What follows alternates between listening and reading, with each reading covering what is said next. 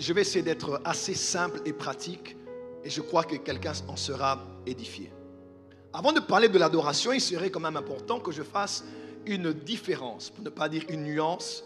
La nuance ou la différence qui existe, je dirais plutôt la différence qui existe entre la louange et l'adoration. Généralement, lorsque nous donnons gloire à Dieu dans un culte, lorsque des chants sont chantés, lorsque des paroles s'élèvent devant le trône, simultanément, de manière synchronisée, nous faisons les deux à la fois, la louange et l'adoration. On peut bien dire que ce moment, c'est un temps de louange, après un temps d'adoration. Mais à vrai dire, chaque fois qu'on loue le Seigneur, on adore le Seigneur, on donne gloire à Dieu dans nos propos, nous faisons une synchronisation des paroles de louange et des paroles d'adoration. Bien que les deux se font de manière synchronisée et de manière simultanée, il existe dans la parole de Dieu et dans la pratique de l'art une différence entre ce qu'on appelle louer Dieu et ce qu'on appelle adorer Dieu. Louer Dieu, c'est donner gloire à Dieu. Adorer Dieu, c'est donner gloire à Dieu. Mais les deux ont deux buts différents l'un de l'autre. Lorsqu'on loue Dieu, on donne gloire à Dieu. Lorsqu'on adore Dieu, on donne gloire à Dieu. Mais le contenu est différent, l'expression peut être différente et le but est différent. Louer Dieu, c'est déjà donner gloire à Dieu pour ce qu'il a fait. C'est célébrer, en d'autres termes, rendre célèbres les hauts faits de Dieu. Il a fait, nous le louons. Il a accompli, nous le louons. Il a manifesté, nous le louons. Mais adorer Dieu, par contre, c'est donner gloire à Dieu, non pas pour ce qu'il a fait, mais pour ce qu'il est.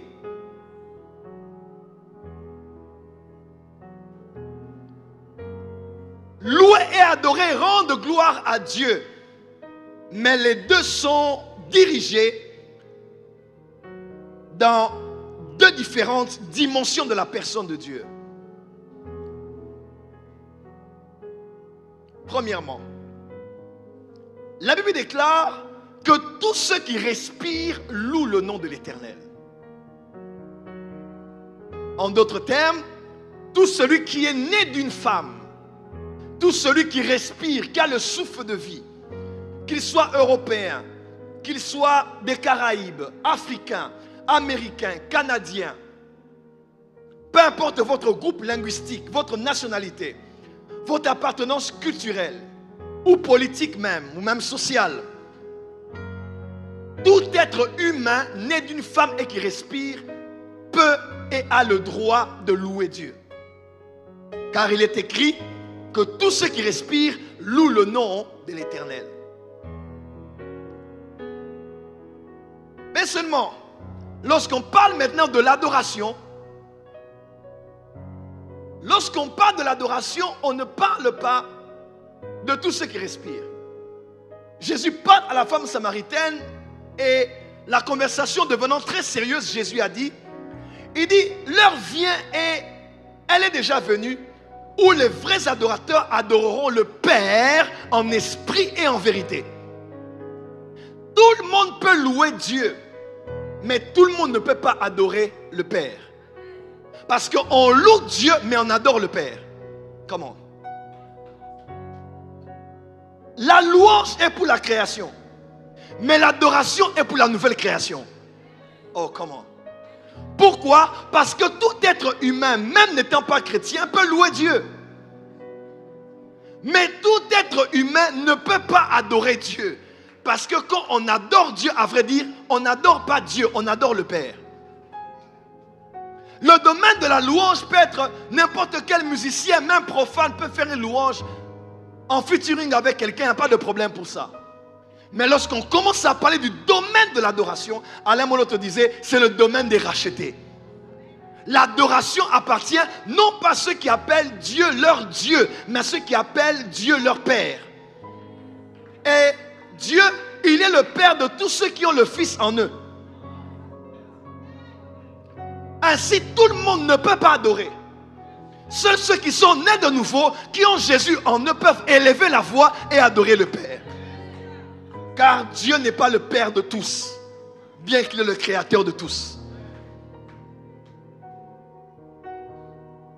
Pour louer, un seul critère est requis. Dans le monde spirituel, c'est respirer. Fais avec moi.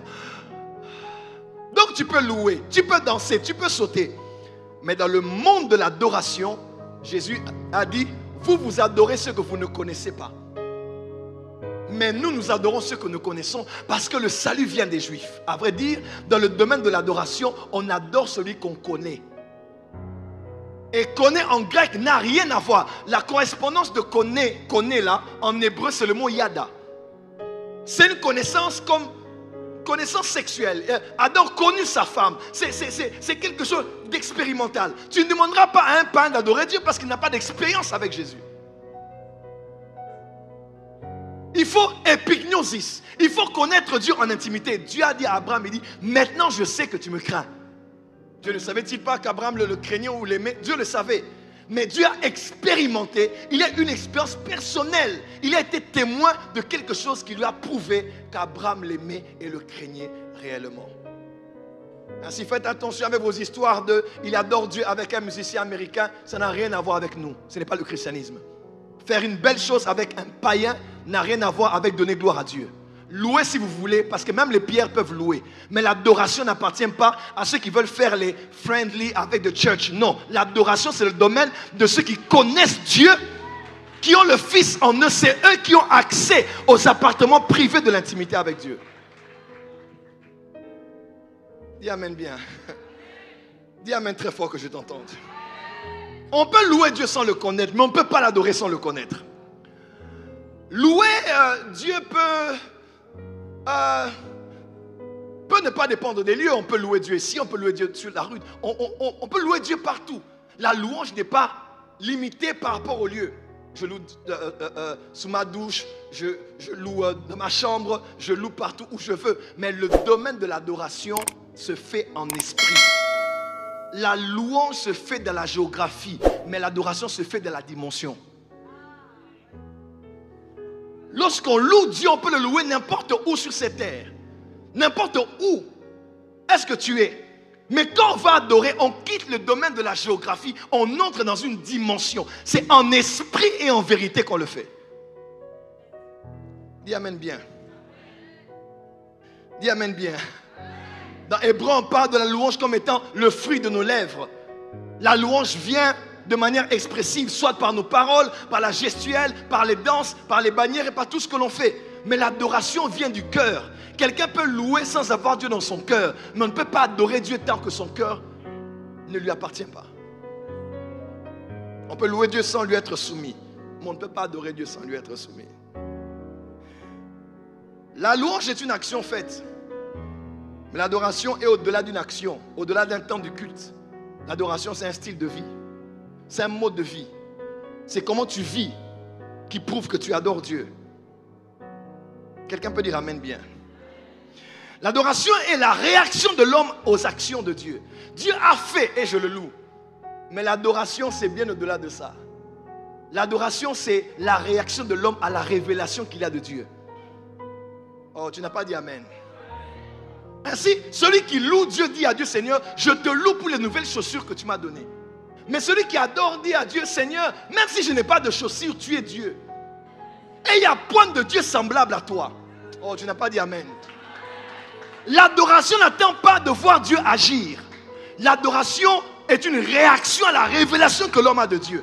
Quand Dieu se révèle à lui, comme les patriarches, il bâtit l'autel et il adore Dieu. Oh mon Dieu. Ceux qui louent font bien parce qu'ils ont vu les hauts faits de Dieu. Exode 15. Moïse a commencé à élever la droite de Dieu. Tout ce que Dieu a fait en les sortant de l'Égypte par le tambourin de Myriam. Mais l'adoration, c'est comme les amis de Daniel qui disaient, ô roi, nous n'allons pas nous prosterner devant ta statue parce que notre Dieu va nous délivrer. J'aime bien en anglais, on dit, et même s'il ne nous délivre pas, nous n'allons pas nous prosterner. L'adoration va au-delà de la louange. La louange attend de voir Dieu agir, mais l'adoration a confiance en Dieu en disant, même si je n'ai pas le mariage, même si je n'ai pas ce travail, même si je n'ai pas les enfants, une chose est sûre, c'est que je ne veux pas abandonner ce Dieu parce que j'ai la révélation de qui il est. Oh, tu n'as pas dit amen là où tu es.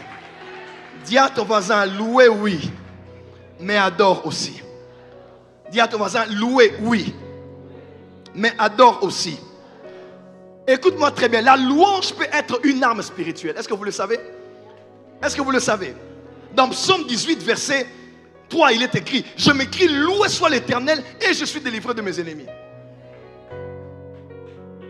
Il est écrit dans le Psaume 22, verset 3, il est écrit: pourtant tu es saint et tu sièges au milieu de la louange d'Israël. Écoutez-moi, rectification, Dieu ne siège pas au milieu de la louange et de l'adoration. Dieu siège au milieu de la louange, pas de l'adoration. Parce que lorsqu'on loue Dieu, on attire Dieu. Donc la louange, à part le fait de louer Dieu, peut être utilisée à bon escient ou consciemment comme une arme spirituelle. À l'instar de Josaphat, on est face aux adversaires. On peut louer le Seigneur. Nous étions à Brazzaville, ça fait quelques semaines. Dieu a fait de grandes choses. Et dimanche, je reçois 2 prophéties qui viennent, des prophéties talibaniques, boko haramiques. Des prophéties, quand tu entends, tu commences à trembler. Et la prophétie disait: prophète Joël, Dieu dit, tu as bougé Brazzaville, il y a des esprits des eaux qui veulent tuer tes collaborateurs. Que personne ne rentre lundi, tout le monde doit rentrer mardi. Et je dis: prophétie du Katanga, prophétie de tel prophète. J'ai dit: ok. Dieu dit: ne laisse partir personne le lundi, sinon la vision a révélé que le bateau va chavirer, ils vont mourir. Maintenant, toi tu es leader d'une délégation, on te donne une telle prophétie, qu'est-ce que tu fais? J'aime les prophéties, mais je ne dépends pas des prophéties des autres. Parce qu'une fois que tu commences à obéir aux prophéties des gens, ils ont tendance à vouloir maintenant diriger ta vie par les prophéties qu'ils t'ont données. Je respecte les prophéties, mais j'ai le droit de dire: attends. Et la prophétie a pu être vraie, je ne méprise pas les prophéties. Mais parce que je connais le monde des esprits, j'ai dit: ici il faut quelque chose. Le dimanche à la clôture, maman est montée, elle a commencé à chanter, chanter, chanter. J'ai prêché, Dieu s'est manifesté. À la fin, j'ai dit: commencez à louer. Pendant qu'on louait, parce que j'ai dit: qu'est-ce qu'il faut faire pour changer l'atmosphère, pour changer ce décret? J'ai dit: je n'aurai pas peur ici, on doit danser. Et j'ai dit à tout le monde: commencez à danser. Et on dansait comme des enfants. Quand j'ai vu tous les pasteurs danser, j'ai dit: ça y est, on a renversé le décret. Parce que quand on loue, Dieu siège. Et quand un gouvernement siège, c'est pour prendre des décisions. Dis à ton voisin: commence à louer ton Dieu. À partir de ce soir, quand ça ne va pas, loue. Danse, saute, fais des chutes. Mais laisse-moi te dire, pendant que tu danses là, quelque chose se passe dans le monde spirituel. Oh, dis amen très fort que je t'entende. Je m'écris: loué soit l'Éternel et je suis délivré de mes adversaires. Parce que la louange peut être une arme, mais seulement l'adoration n'est pas une arme.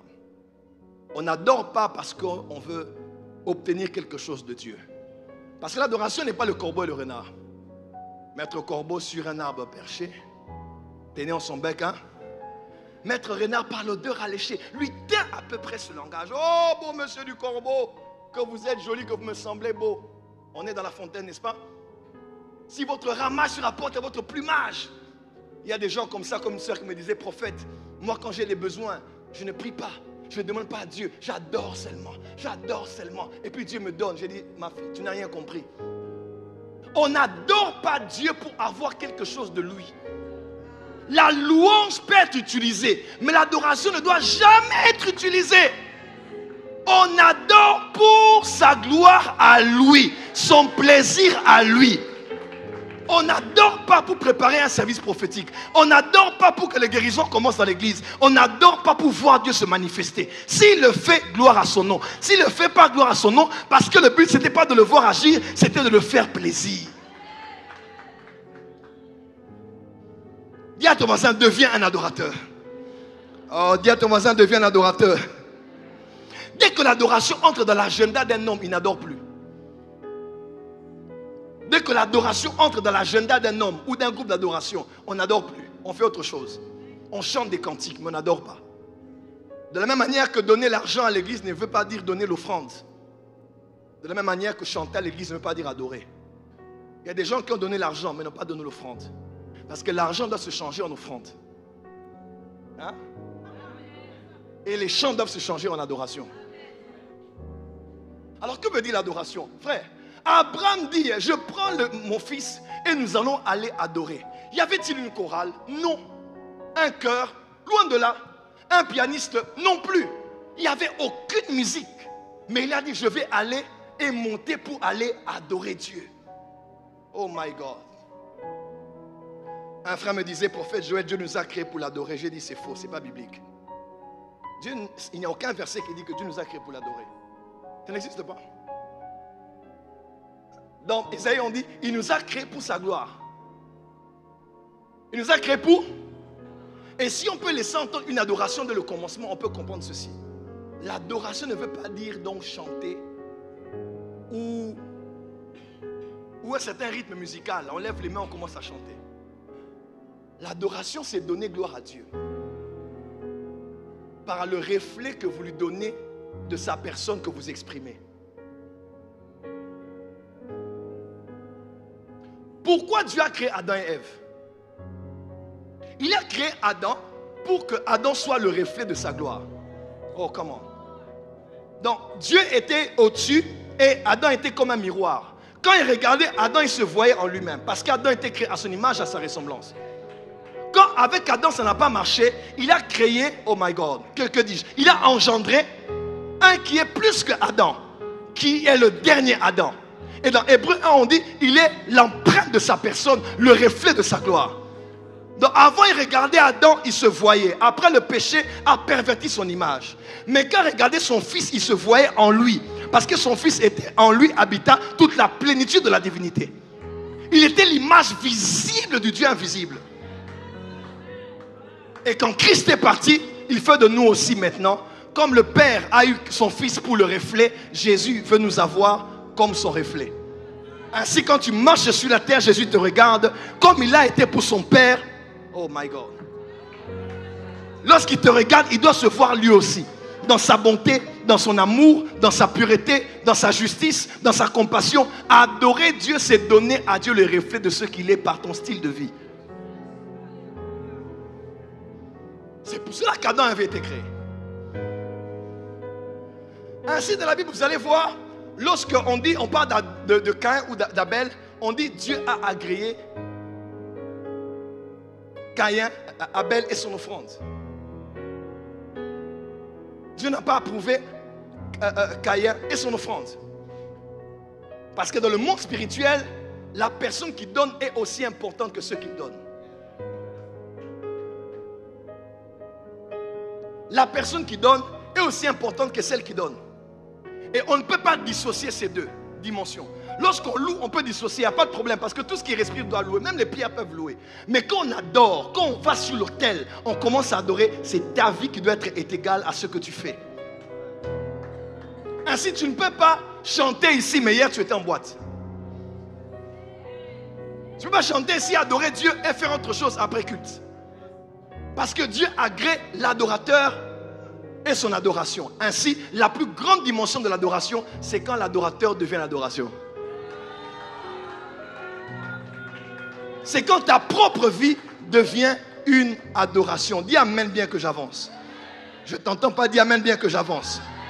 Dis à ton voisin, deviens l'adoration ce soir. Deviens l'adoration ce soir. Dis à ton voisin, deviens l'adoration ce soir. Change de voisin, dis voisin, deviens l'adoration ce soir. L'adoration n'est pas un temps du culte où on sait que maintenant c'est le temps d'adorer. Ce n'est pas ça l'adoration.